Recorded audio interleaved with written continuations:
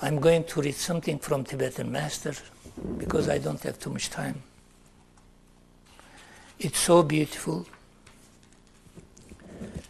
During the coming century, he says, the meaning of resurrection will be unfolded, and the new age will reveal its true significance. New age is not hippy-zippy.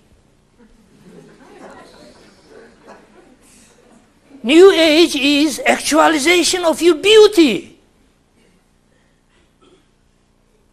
of your potentials, of your inner divinity, your light, your love, your bliss, your right human relations, your new level of consciousness that is so inclusive that even one little bird cannot stay out of that inclusiveness. In that new age concept, there is no enemy. There is no others. There is no strangers. Resurrection is inclusive livingness.